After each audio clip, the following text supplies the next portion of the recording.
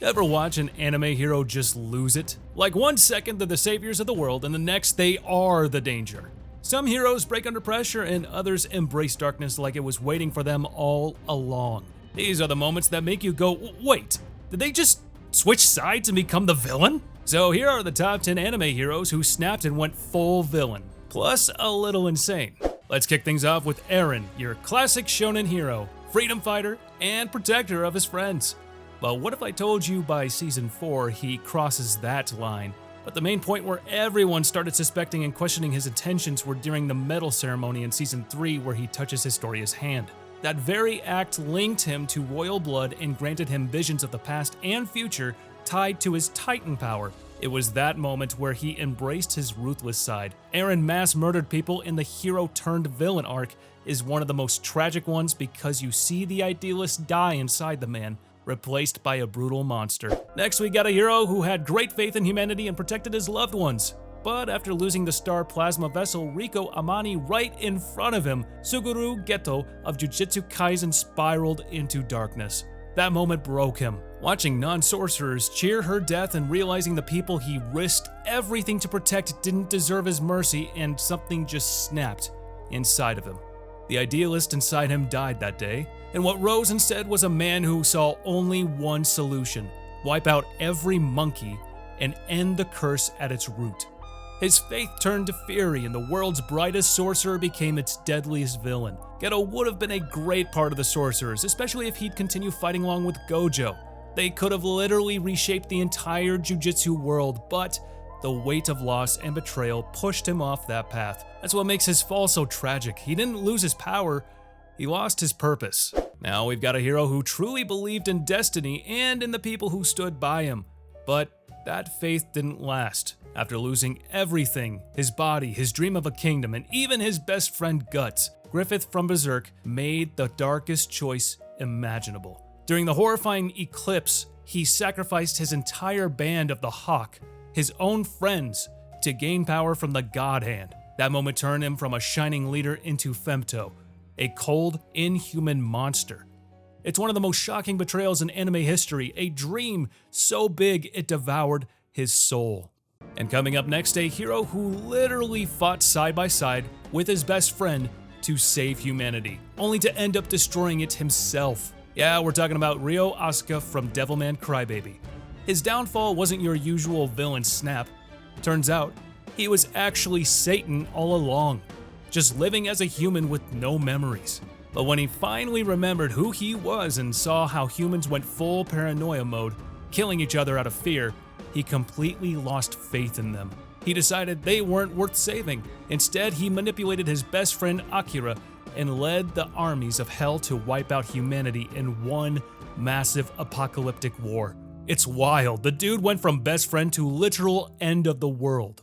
Next, we've got Lady Nagant from My Hero Academia, a hero who snapped hard after seeing just how fake the whole hero society really was. She used to be one of the best, working directly under the Hero Public Safety Commission. But here's the dark part. You see, her missions weren't about saving people.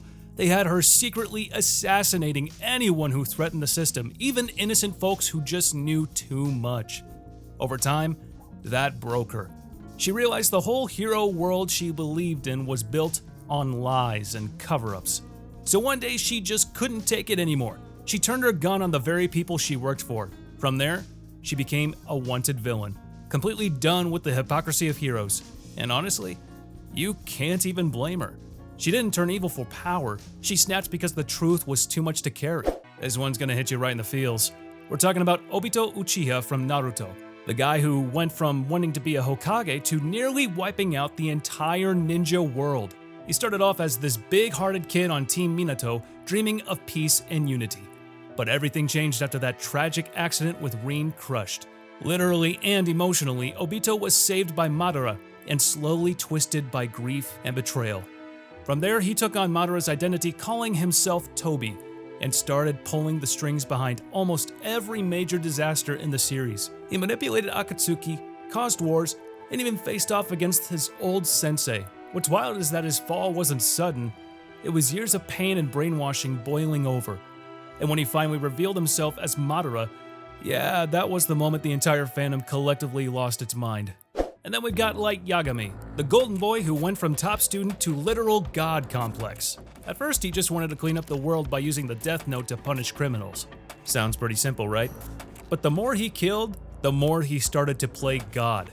That genius brain of his turned dark fast, lying, manipulating, even killing innocent people just to protect his secret. By the time he called himself Kira, he wasn't saving the world anymore. He was ruling it through fear.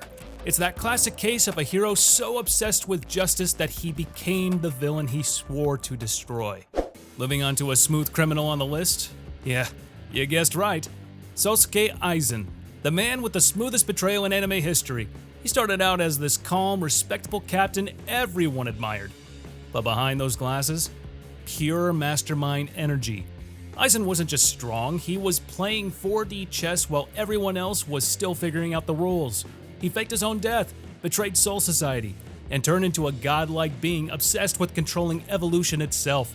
He didn't snap out of rage or grief, he snapped out of boredom. Aizen decided the world needed a new god, and he was the only one fit for the job. And next we have Ken Kaneki from Tokyo Ghoul. And man, his fall from grace still hurts to think about. He starts off as this sweet and quiet college student who won't dare hurt a fly. Then boom, life throws him straight into hell when he becomes a half ghoul.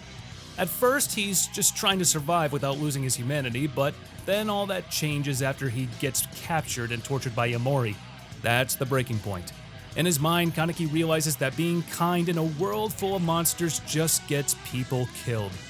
So, he snaps. White hair, cold stare, and a whole new attitude. From then on, he's done playing the victim. He becomes ruthless, terrifying, and powerful. The Black Reaper, and eventually the One-Eyed King. It's one of those transformations that's both badass and heartbreaking because you remember the gentle kid he used to be. And lastly, we're gonna talk about one that's just straight up tragic. Shinji Mato from Fate Stay Night Heaven's Feel. At first, he's that arrogant guy you love to hate. Jealous, insecure, and constantly trying to prove himself. But when you dig deeper, you realize he's basically a product of years of abuse and neglect. His family literally broke him from the inside out, turning him into this bitter, twisted version of who he could have been.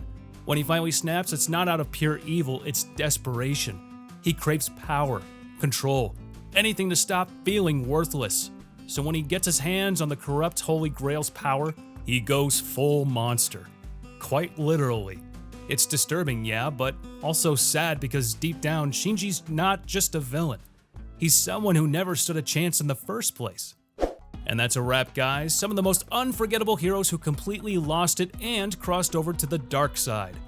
Each one of them started with good intentions, but pain, betrayal, or sheer ambition pushed them past the point of no return. So, which of these character downfalls hit you the hardest? Let me know in the comments down below. I'm curious which one still haunts you the most.